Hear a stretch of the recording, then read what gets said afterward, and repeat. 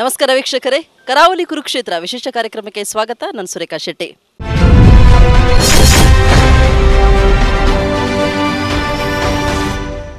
ವೀಕ್ಷಕರಿಗೆ ತಮಗೆಲ್ಲರಿಗೂ ಗೊತ್ತಿರುವಂತೆ ಇನ್ನು ಮೇ 10 ಕರ್ನಾಟಕ ವಿಧಾನಸಭಾ ಕ್ಷೇತ್ರದ ಚುನಾವಣೆ ಹತ್ತಿರ ಬಂತು. ಇನ್ನೇನು ದಿನಗಣನೆ ಆರಂಭವಾಗಿದೆ. ಇದೀಗ ನಾವು ಕಾಪು ವಿಧಾನಸಭಾ ಕ್ಷೇತ್ರಕ್ಕೆ ಬಂದಿದ್ವಿ. ಈಗ ಇಲ್ಲಿ ಕಾಪು ವಿಧಾನಸಭಾ ಕ್ಷೇತ್ರದಿಂದ ಕಾಂಗ್ರೆಸ್ ಅಭ್ಯರ್ಥಿಯಾಗಿ ವಿನಯ್ ಕುಮಾರ್ ಸೊರಕೆ ಅವರು ನಮ್ಮ ಜೊತೆ ಇದ್ದಾರೆ. ಬನ್ನಿ ಕಾರ್ಯಕ್ರಮಕ್ಕೆ ಸ್ವಾಗತಿಸೋಣ. ಸರ್, ಕಾರ್ಯಕ್ರಮ ಸ್ವಾಗತ.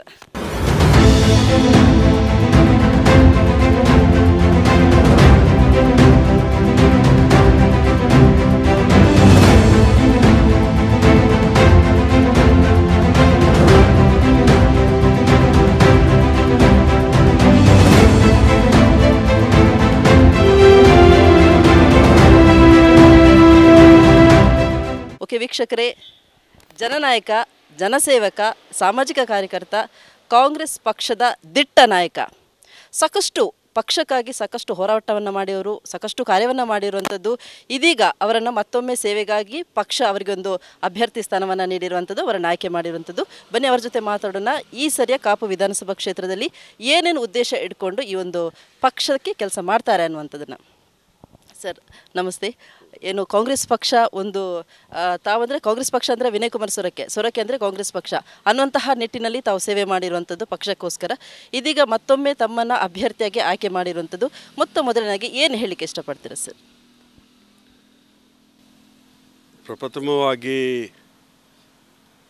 ನನಗೆ ನನ್ನ ಕ್ಷೇತ್ರದ ಎಲ್ಲ ನಮ್ಮ ಪಕ್ಷದ ಮುಖಂಡರು ಮತ್ತು ಕಾರ್ಯಕರ್ತರು ಸರ್ವಾನುಮತದಿಂದ ನನ್ನನ್ನು ಅಭ್ಯರ್ಥಿಯಾಗಲಿಕ್ಕೆ ಶಿಫಾರಸು ಮಾಡಿದಂಥ ಹಿನ್ನೆಲೆಯಲ್ಲಿ ನನಗೆ ಮೊದಲ ಪಟ್ಟಿಯಲ್ಲಿ ನನ್ನ ಅಭ್ಯರ್ಥಿ ಅನ್ನುವಂಥ ರೀತಿಯಲ್ಲಿ ಪಕ್ಷ ಘೋಷಣೆ ಮಾಡಿದೆ. ನಾನು ಹಿಂದೆ ಕೂಡ ಒಂದು ಬಾರಿ ಇಲ್ಲಿ ಶಾಸಕನಾಗಿದ್ದೆ. ಎರಡು ಚುನಾವಣೆಯಲ್ಲಿ ಲೋಕಸಭಾ ಚುನಾವಣೆಯಲ್ಲಿ ಕೂಡ ಸ್ಪರ್ಧೆ ಮಾಡಿದ್ದೆ.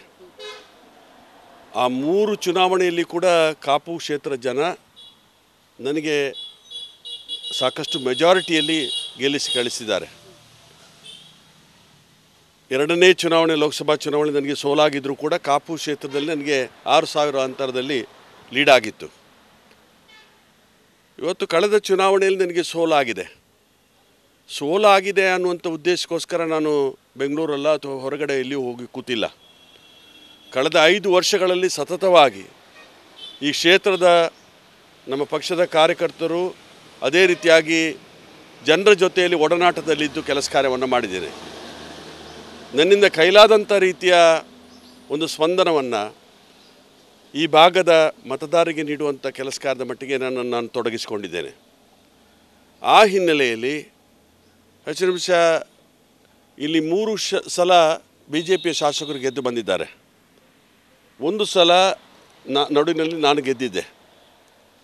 2013ನೇ ಇಸ್ವಿಯಿಂದ 18ನೇ ಇಸ್ವಿವರೆಗೆ ಯಾವ ರೀತಿಯ ಅಭಿವೃದ್ಧಿ ಕಾರ್ಯಕ್ರಮ ಆಯಿತು ಅಥವಾ ಕಳೆದ 15 ವರ್ಷಗಳಲ್ಲಿ BJPಯ ಅವಧಿಯಲ್ಲಿ ಯಾವ ರೀತಿ ಆಗಿದ್ದು ಅನ್ನೋದನ್ನು ಜನ ತುಲನೆ ಮಾಡ್ತಾರೆ. ಆ ದೃಷ್ಟಿಯಲ್ಲಿ ಕಳೆದ ಚುನಾವಣೆಯಲ್ಲಿ ಯಾವ ರೀತಿಯ ಸುಳ್ಳು ಅಪಪ್ರಚಾರಕ್ಕೋಸ್ಕರ ನಮಗೆ ಸೋಲಾಯ್ತಾ, ಈ ಸಲ ಸುಳ್ಳು ಒಂದು ಸಲ ಮಾತ್ರ ನಡೆಯುವಂಥದ್ದು, ಪ್ರತಿ ಸಲ ಸುಳ್ಳು ನಡೆಯುವುದಿಲ್ಲ. ಹಾಗಾಗಿ ಈ ಚುನಾವಣೆಯಲ್ಲಿ ನಮ್ಮ ಕಾರ್ಯಕರ್ತರ, ನಮ್ಮ ಮುಖಂಡತರ ಕೂಡ ಭಾಳಷ್ಟು ಹುಮ್ಮಸ್ಸಿದೆ. ಅದೇ ರೀತಿಯಲ್ಲಿ ಮತದಾರರು ಕೂಡ ಈ ಸಲ ಆಶೀರ್ವಾದ ಮಾಡ್ತಾರೆ ಅನ್ನುವಂಥ ರೀತಿಯ ಭರವಸೆ ನನಗಿದೆ. ಸರ್, ನೀವು ಹೇಳಿದರೆ ಅಪಪ್ರಚಾರ ಮಾಡಿದ್ರು ಅನ್ನುವಂಥದ್ದು. ಅಪಪ್ರಚಾರ ಮಾಡುವವರಿಗೆ, ಒಬ್ಬ ನಿಷ್ಠಾವಂತ ಕಾರ್ಯಕರ್ತ, ನಿಷ್ಠಾವಂತ ಪಕ್ಷದ ಸೇವಕನಿಗೆ ಅಪಪ್ರಚಾರ ಮಾಡುವಂಥದ್ದು ಬಹಳ ಒಂದು ಹೀನಾಯಕ ಸ್ಥಿತಿ ಅನ್ನುವಂಥದ್ದು.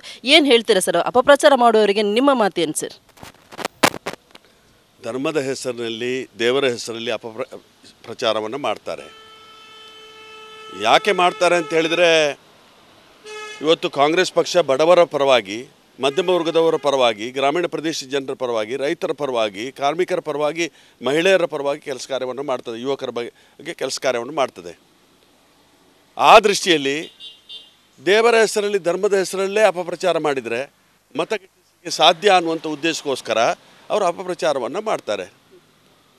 ಆದರೆ ಈ ಸಲ ಸುಳ್ಳು ಅಪಪ್ರಚಾರ ಒಂದು ಸಲ ಮಾತ್ರ ನಡೀತದೆ, ಪ್ರತಿ ಸಲ ಸುಳ್ಳು ಅಪಪ್ರಚಾರ ನಡೆಯುವುದಿಲ್ಲ. ಹಾಗಾಗಿ ಈ ಸಲ ಅದು ನಡೆಯುವುದಿಲ್ಲ. ಸರ್, ಕಾಪುವಿನಲ್ಲಿ ತಮ್ಮ ಮುಂದಿನ ವಿಷನ್ ಏನು ಅಂತ? ತಾಲೂಕು ರಚನೆ ಆಗಿದೆ. 2 ಕಚೇರಿಗಳನ್ನು ಸ್ಥಾಪನೆ ಮಾಡಿದ್ದೇವೆ. ಮಿನಿ ವಿಧಾನಸೌಧ ಆಗಿದೆ. ಅದೇ ರೀತಿಯಲ್ಲಿ ಕಾಪು ಪುರಸಭೆ ಕಟ್ಟಡ ಆಗಿದೆ. ಕಾಪುವಿನಲ್ಲಿ ಹಿಂದೆ ಪಂಚಾಯತಿಗೆ ಸಂಬಂಧಪಟ್ಟಂಥ ಕಟ್ಟಡಗಳಿತ್ತು, ವಿನಃ ತಾಲೂಕು ಮಟ್ಟಕ್ಕೆ ಸಂಬಂಧಪಟ್ಟಂಥ ಒಂದೇ ಒಂದು ಕಟ್ಟಡ ಇರಲಿಲ್ಲ. ಈಗ ನಾವು ಆ ಬಂಗ್ಲೆಗುಡ್ಡೆಯಲ್ಲಿ ಕಾಪುವಿನ ತಾಲೂಕಾದ ನಂತರ ನಾವು ಇವತ್ತು ಅಲ್ಲಿ ಎಲ್ಲ ಕಚೇರಿಗಳನ್ನು ಸ್ಥಾಪನೆ ಮಾಡಬೇಕು ಅನ್ನೋಂಥ ಉದ್ದೇಶ ಇಟ್ಕೊಂಡು 32 ಕಚೇರಿಗಳಲ್ಲಿ ಬರಲಿಕ್ಕಿದೆ.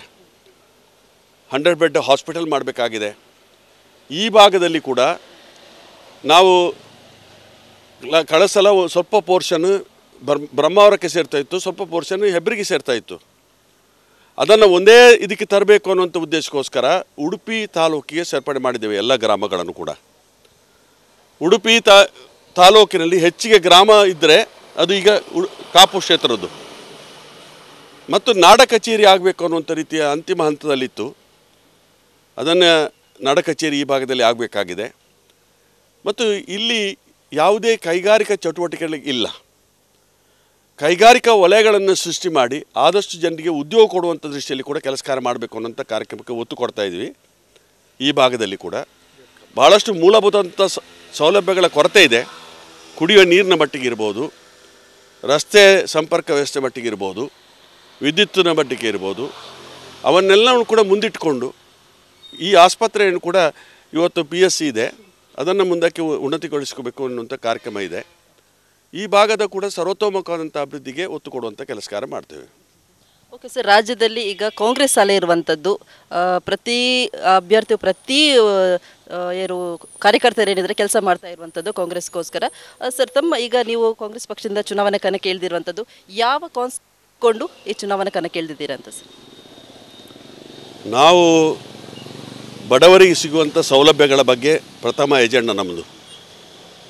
ನಾನು ಶಾಸಕನಾಗಿರುವಾಗ 5 ವರ್ಷದಲ್ಲಿ 10,000 ಮನೆ ಮಂಜೂರಾತಿ ಮಾಡಿದ್ದೆ. 8,000 ಜನರಿಗೆ ಮನೆ ನಿವೇಶನ ಕೊಟ್ಟಿದ್ದೆ.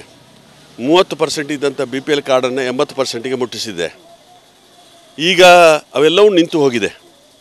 ಅದನ್ನು ಪುನರುಪಿ ಪ್ರಾರಂಭ ಮಾಡಬೇಕು. ಎಷ್ಟೋ ಜನರ ಹಕ್ಕುಪತ್ರ ಇನ್ನೂ ಕೂಡ ಸಿಗಲಿಕ್ಕೆ ಬಾಕಿ ಇದೆ. ಅದೇ ರೀತಿಯಲ್ಲಿ ಮನೆ ನಿವೇಶನ ಕೊಡುವಂಥ ಕಾರ್ಯಕ್ರಮ ಅಂತೂ ಸಂಪೂರ್ಣ ನಿಂತು ಹೋಗಿದೆ. ನಾವು ಎಲ್ಲಿ ನಿವೇಶನ ರಿಸರ್ವೇಷನ್ ಮಾಡಿತ್ತು ಅವನ್ನೆಲ್ಲ ಕ್ಯಾನ್ಸಲ್ ಮಾಡುವಂಥ ಕೆಲಸ ಕಾರ್ಯ ಮಾಡಿದ್ದಾರೆ. 40% ಕಮಿಷನ್ ಏನು ಹೊಡಿತಾ ಇದ್ರು ಅದನ್ನು ಹತೋಟಿಗೆ ತರಬೇಕು ಅಂತೇಳಿ ಕಾರ್ಯಕ್ರಮ ಹಮ್ಮಿಕೊಂಡಿದ್ದೇವೆ. ಇವಾಗಲೇ ಗ್ಯಾರಂಟಿ ಕಾರ್ಡ್ನ ಮುಖಾಂತರ 4 ಕಾರ್ಯಕ್ರಮವನ್ನು ನಾವು ಅನುಷ್ಠಾನಕ್ಕೆ ತರಬೇಕು ಅಂತೇಳಿ ನಾವು ಪ್ರಣಾಳಿಕೆಯಲ್ಲಿ ಹಾಕ್ಕೊಂಡಿದ್ದೇವೆ. ಒಂದು, 200 ಯೂನಿಟ್ನವರೆಗೆ ಧರ್ಮಾರ್ಥವಾಗಿ ಕರೆಂಟು, 2,000 ರೂಪಾಯಿಯನ್ನು ಮನೆಯ ಒಡತಿಯ ಅಕೌಂಟಿಗೆ ಹಾಕುವಂಥದ್ದು, 10 kg ಅಕ್ಕಿಯನ್ನು ಧರ್ಮಾರ್ಥವಾಗಿ ಕೊಡಬೇಕು ಅನ್ನುವಂಥ ಕಾರ್ಯಕ್ರಮ. ಯುವಕರು ಯಾರು ಪದವೀಧರರಿದ್ದಾರೆ ಅವರಿಗೆ 3,000 ರೂಪಾಯಿಯನ್ನು 2 ವರ್ಷಗಳ ಕಾಲ ಅವರ ಅಕೌಂಟಿಗೆ ಹಾಕಬೇಕು ಅಂತೇಳಿ ತೀರ್ಮಾನ ಮಾಡಿಕೊಂಡಿದೆ. ಉದ್ಯೋಗ ಸಿಗುವ ಅಲ್ಲಿವರೆಗೆ ಡಿಪ್ಲೊಮಾ ಮಾಡಿದವರಿಗೆ 1,500 ರೂಪಾಯಿ ಕೊಡಬೇಕು ಅನ್ನುವಂಥ ರೀತಿಯಲ್ಲಿ ನಾವು ಪ್ರಣಾಳಿಕೆಯಲ್ಲಿ ನಾವು ಮೆನ್ಷನ್ ಮಾಡಿದ್ದೇವೆ. 1.5 ಲಕ್ಷ ಹುದ್ದೆ ಖಾಲಿ ಇದೆ, ಸರ್ಕಾರಿ ಹುದ್ದೆ, ಅದನ್ನು 1 ವರ್ಷದಲ್ಲಿ ಭರ್ತಿ ಮಾಡಬೇಕು ಅನ್ನುವಂಥ ರೀತಿಯ ಉದ್ದೇಶ. ಈ ರೀತಿಯಲ್ಲಿ ನಮ್ಮ ಸ್ಥಳೀಯವಾಗಿ ಕೂಡ ಪ್ರಣಾಳಿಕೆ ಮಾಡಿದ್ದೇವೆ, ಕ್ಷೇತ್ರಕ್ಕೆ ಹೊಂದಿಕೊಂಡು ಪ್ರಣಾಳಿಕೆ ಮಾಡಿದ್ದೇವೆ, ಕರಾವಳಿ ಪ್ರದೇಶಕ್ಕೆ ಹೊಂದಿಕೊಂಡು ಪ್ರಣಾಳಿಕೆ ಮಾಡಿದ್ದೇವೆ, ರಾಜ್ಯ ಮಟ್ಟದ ಪ್ರಣಾಳಿಕೆಯನ್ನು ಕೂಡ ಮಾಡಿದ್ದೇವೆ. ಬೇರೆ ಬೇರೆ ಹಂತದಲ್ಲಿ ನಾವು ಕೆಲಸ ಕಾರ್ಯವನ್ನು ಮಾಡ್ತೇವೆ. ಸರ್, ನಾವೀಗ ನೋಡ್ತಾ ಇರುವಂಥದ್ದು ರಾಜ್ಯದಲ್ಲಿ ಈಗ BJP ಪಕ್ಷದಲ್ಲಿ ಬಂಡಾಯ ಹೇಳ್ತಾ ಇರುವಂಥದ್ದನ್ನು ನಾವು ನೋಡ್ತಾ ಇರುವಂಥದ್ದು. ಅಂದರೆ ಪಕ್ಷದೊಳಗೆ ಇರ್ಬೋದು, ಅಭ್ಯರ್ಥಿಯೊಳಗೆ ಇರ್ಬೋದು, ಬಂಡಾಯ ಹೇಳುವಂಥದ್ದು ಈಗ ಸಾಮಾನ್ಯ ಆಗಿ ಬಿಟ್ಟಿದೆ BJP ಪಕ್ಷದಲ್ಲಿ. ಇದರಿಂದ ಏನಾದರೂ ಕಾಂಗ್ರೆಸ್ಗೆ ಲಾಭ ಆಗುವಂತಹ ಚಾನ್ಸಸ್ ಇರುತ್ತಾ? ಏನು ಹೇಳ್ತೀರಿ ಸರ್? BJP ಪಕ್ಷ ಆಡಳಿತಕ್ಕೆ ಬಂದಿರುವಂಥದ್ದು ಸ್ವಂತ ಬಲದಿಂದ ಅಲ್ಲ. BJP ಪಕ್ಷ ಬಂದದ್ದು ಇಲ್ಲಿದ್ದಂಥ ಶಾಸಕರನ್ನು ಖರೀದಿ ಮಾಡಿ, ಸಂತೆಯಲ್ಲಿ ಜಾನುವಾರು ಖರೀದಿ ಮಾಡಿದ ರೀತಿಯಲ್ಲಿ ಮಾಡಿ ಸರ್ಕಾರ ರಚನೆ ಆಗಿರುವಂಥದ್ದು. ಆ ಸರ್ಕಾರ ಇವತ್ತು 17 ಜನ ಏನು ಹೋಗಿದ್ದಾರೆ ಅವರು BJP ಪಕ್ಷವನ್ನು ಉದ್ಧಾರ ಮಾಡಲಿಕ್ಕೆ ಹೋದವರು. ಅವರಿಗೆ ದುಡ್ಡು ಮಾಡಬೇಕು, ಅವರಿಗೆ ಅಧಿಕಾರ ಬೇಕು, ಅವರಿಗೆ ಮಂತ್ರಿ ಆಗಬೇಕು, ಅದಕ್ಕೋಸ್ಕರ ಹೋಗಿರುವಂಥವ್ರು. ಈಗ ಚುನಾವಣೆ ಬಂದಿದೆ. ಜಗದೀಶ್ ಶೆಟ್ಟರ್ ಅಂತ ಒಬ್ಬ ಲಿಂಗಾಯತ ಪ್ರಬಲ ಸಮುದಾಯದ ಒಬ್ಬ ಮುಖ್ಯಮಂತ್ರಿಯನ್ನೇ ನಿರ್ಲಕ್ಷ್ಯ ಮಾಡ್ತಾರೆ. ಸವದಿ ಅನ್ನುವಂಥ ಡೆಪ್ಟಿ CM ಅವರನ್ನೇ ನಿರ್ಲಕ್ಷ್ಯ ಮಾಡ್ತಾರೆ. ಈ ರೀತಿಯಲ್ಲಿ ಒಂದು ರೀತಿಯ ಭೂಕಂಪ ಆಗಿಬಿಟ್ಟಿದೆ BJPಯಲ್ಲಿ. ನಮ್ಮ ಜಿಲ್ಲೆಯನ್ನು ತೆಗೆದು ನೋಡಿದರೆ 3 ಸಲ ಶಾಸಕರಾದಂಥ ರಘುಪತಿ ಭಟ್ರಿಗೆ ಟಿಕೆಟ್ ಇಲ್ಲ. ಅದೇ ರೀತಿಯಲ್ಲಿ ಶ್ರೀನಿವಾಸ್ ಶೆಟ್ಟರು ಸಾಧಾರಣ 60-68 ಸಾವಿರದಲ್ಲಿ ಗೆದ್ದಂಥವರು, ಅವರಿಗೆ ಟಿಕೆಟ್ ಇಲ್ಲ.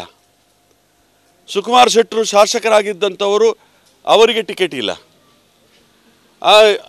ಅದೇ ರೀತಿಯಲ್ಲಿ ನಮ್ಮ ಕ್ಷೇತ್ರದಲ್ಲಿ ಕೂಡ 3 ಬಾರಿ ಲಾಲಾಜಿ ಮೆಂಡನ್ರವರು ಶಾಸಕರಾಗಿದ್ದರು. ಅವರಿಗೆ ಗೊತ್ತೇ ಇಲ್ಲ ಅವರ ಟಿಕೆಟ್ ಹೋಗ್ತದೆ ಅಂತೇಳಿ. ಅವರ ಟಿಕೆಟನ್ನು ಕಸಿದು ತೆಗೆಯುವಂಥ ಕೆಲಸ ಕಾರ್ಯ ಆಗಿದೆ. ಹಾಗಿದ್ರೆ ಲಾಲಾಜಿ ಮೆಂಡನ್ರವರಿಗೆ, ರಘುಪತಿ ಭಟ್ರಿಗೆ, ಶ್ರೀನಿವಾಸ್ ಶೆಟ್ಟರಿಗೆ ಅಥವಾ ಸುಕುಮಾರ್ ಶೆಟ್ಟರಿಗೆ ಏನು ಶಕ್ತಿ ಇಲ್ವಾ? ಏನು ಶಕ್ತಿ ಇಲ್ವಾ? ಅದು ನಾಡ್ದು ನೋಡಬೇಕಷ್ಟೇ. ಚುನಾವಣಾ ಸಮಯದಲ್ಲಿ ಅದನ್ನು ನೋಡಬೇಕು, ಫಲಿತಾಂಶ ನೋಡಬೇಕಷ್ಟೇ.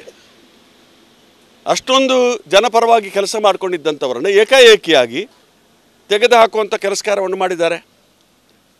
ಇವತ್ತು ಆ ದೃಷ್ಟಿಯಲ್ಲಿ ಅದರ ಪರಿಣಾಮ ನಾಡ್ದು ಗೊತ್ತಾಗ್ತದೆ. ಸರ್, ಕೊನೆಯದಾಗಿ ಕಾಪು ಕ್ಷೇತ್ರಕ್ಕೋಸ್ಕರ ಅಭಿವೃದ್ಧಿ ಬಗ್ಗೆ ನಿಮ್ಮ ಧ್ಯೇಯ ಏನು? ಏನು ಅಭಿವೃದ್ಧಿ ಬೇರೆ ಮಾಡಬಹುದು ಅನ್ನುವಂಥದ್ದು? ಕಾಪು ಕ್ಷೇತ್ರ ಹಿಂದೆ ತನ್ನ ಸ್ವಂತ ಕಾಲಲ್ಲಿ ನಿಲ್ಲುವಂಥ ಅವಕಾಶ ಇರಲಿಲ್ಲ. ತಾಲೂಕು ಇರಲಿಲ್ಲ, ಒಂದೇ ಒಂದು ಪುರಸಭೆ ಪಟ್ಟಣ ಪಂಚಾಯತ್ ಇರಲಿಲ್ಲ. ನಂತರ ಈಗ ಅಲ್ಲಿ ಆ ಕಡೆಯಲ್ಲಿ ಸುಜಲಾನು, UPCL, ನಂತರ ಕ್ರೂಡ್ ಆಯಿಲ್ನ ಇದು ಬಂದ ನಂತರ ಜನ ಪಲ್ಲಟ ಆಗಿ ಒಂದು ಮರುಭೂಮಿಯ ರೀತಿಯಲ್ಲಿತ್ತು. ಅದನ್ನು ಇವತ್ತು ಸ್ವಂತ ಕಾಲಲ್ಲಿ ನಿಲ್ಲುವಂಥ ರೀತಿಯಲ್ಲಿ ವಿದ್ಯಾಸಂಸ್ಥೆಗೆ ಸಾಕಷ್ಟು ಒತ್ತು ಕೊಟ್ಟಿದ್ದೇವೆ. ನಾವು ಎಲ್ಲ ಸರ್ಕಾರಿ ಪಾಲಿಟೆಕ್ನಿಕ್ ಕಾಲೇಜಿವರೆಗೆ ತಂದಿದ್ದೇವೆ. ಮುಂದಕ್ಕೆ ಮೆಡಿಕಲ್ ಕಾಲೇಜ್ ಆಗಬೇಕಾಗಿದೆ, ಇಂಜಿನಿಯರಿಂಗ್ ಕಾಲೇಜ್ ಆಗಬೇಕಾಗಿದೆ. ಈ ರೀತಿಯಲ್ಲಿ ಸಮಗ್ರವಾದಂಥ ಒಂದು ಅಭಿವೃದ್ಧಿಗೆ ಒತ್ತು ಕೊಟ್ಟು ಕೆಲಸ ಕಾರ್ಯ ಮಾಡುವಂಥದ್ದು. ನಮ್ಮ 40 ವರ್ಷಗಳ ಇತಿಹಾಸದಲ್ಲಿ ನಮಗೆ ಏನು ಅವಕಾಶಗಳು ಸಿಕ್ಕಿದೆ, ಅದು ನನ್ನ ವ್ಯಾಪಾರಕ್ಕೋಸ್ಕರ ನಾನು ವಿನಿಯೋಗ ಮಾಡಿಲ್ಲ. ನಾನು ಮಾಡಿರುವಂಥದ್ದು ಜನಸೇವೆಗೋಸ್ಕರ, ಊರಿನ ಅಭಿವೃದ್ಧಿಗೋಸ್ಕರ ಅದನ್ನು ವಿನಿಯೋಗ ಮಾಡಿದ್ದೇನೆ. ನನಗೇನು ಶಕ್ತಿ ಸಿಕ್ಕಿದೆ ಅದನ್ನು 100ಕ್ಕೆ 100 ಪಾಲು ಕೂಡ ವಿನಿಯೋಗ ಮಾಡುವಂಥ ಕೆಲಸ ಕಾರ್ಯ ನಾನು ಮಾಡಿದ್ದೇನೆ. ನನಗೆ ಆಸ್ತಿ ಮಾಡಬೇಕು ಅಥವಾ ನನ್ನ ಸ್ವಂತ ವ್ಯಾಪಾರಕ್ಕೆ ನಾನು ಉಪಯೋಗ ಮಾಡಬೇಕು ಅನ್ನೋಂಥ ಇಚ್ಛೆ ನನಗಿಲ್ಲ. ಆ ದೃಷ್ಟಿಯಲ್ಲಿ ನನ್ನ ಸಂಪೂರ್ಣ ಏನು ಶಕ್ತಿ ಇದೆ ಅದನ್ನು ವಿನಿಯೋಗ ಮಾಡ್ತೇನೆ ಈ ಕ್ಷೇತ್ರದ ಸರ್ವತೋಮುಖವಾದಂಥ ಅಭಿವೃದ್ಧಿಗೆ. 5 ವರ್ಷಗಳಲ್ಲಿ ನಮ್ಮ ಸರ್ಕಾರ ಇರುವಂಥ ಸಮಯದಲ್ಲಿ ಇತಿಹಾಸದಲ್ಲಿ ಆಗುವಂಥ ಅಭಿವೃದ್ಧಿ ಕಾರ್ಯಕ್ರಮ ತೋರಿಸಿಕೊಟ್ಟಿದ್ದೇವೆ. ಎಲ್ಲ ಜನರಿಗೆ ಕೂಡ ಈಗ ಇಲ್ಲೇ ಗುಡ್ಡೆ ಅಂಗಡಿಯಲ್ಲಿ ನಮ್ಮ ರಿಕ್ಷಾ ಡ್ರೈವರ್ಸ್ ಇದ್ದಾರೆ. ಬಿಸಿಲಿಗೆ ಇಲ್ಲಿ ಇದು ತೊಂದರೆ ಇತ್ತು, ಅದಕ್ಕೋಸ್ಕರ ಅವರಿಗೆ ಸೃಷ್ಟಿ ಮಾಡಿ ಕೊಟ್ಟಿದ್ದೇವೆ ನಾವು. ಈಗ ಅಲ್ಲಿ ಕುಡಿಯೋ ನೀರಿನ ಸಮಸ್ಯೆ ಬಗ್ಗೆ ಹೇಳಿದರು. ಸಾಕಷ್ಟು ಕಡೆಗಳಲ್ಲಿ ಇಲ್ಲಿಂದ ಉಡುಪಿಗೆ ನೀರು ಹೋಗ್ತದೆ. ಇವತ್ತು ಈಗ ವಾರಾಯಿನ್ ತರುವಂಥ ಕಾಮಗಾರಿ ಆಲ್ರೆಡಿ ಪೂರ್ತಿ ಆಗ್ತಾಯಿದೆ. ಈ ಭಾಗದ ನೀರನ್ನು ಈ ಭಾಗದ ಜನರಿಗೆ ಕೊಡುವಂಥ ರೀತಿಯ ಕಾರ್ಯಕ್ರಮ ಹಮ್ಮಿಕೊಳ್ತೇವೆ ಅಂತ ಅನೇಕ ಯೋಜನೆಗಳಿದೆ ನಮ್ಮದು. Okay sir, thank you sir, thank you so much. ನೀವು ಈ ಕಾಪು ವಿಧಾನಸಭಾ ಕ್ಷೇತ್ರದಿಂದ ಹೋರಾಟ ಮಾಡುವಂಥದ್ದು, ನಿಮ್ಮ ಏನು ಸೇವೆ ಮಾಡ್ತಾ ಇದ್ರೆ ಅದಕ್ಕೆ ಜಯ ಸಿಗಲಿ ಅನ್ನುವಂಥದ್ದು ನಮ್ಮ ಕೂಡ ಆಶಯ ಸರ್.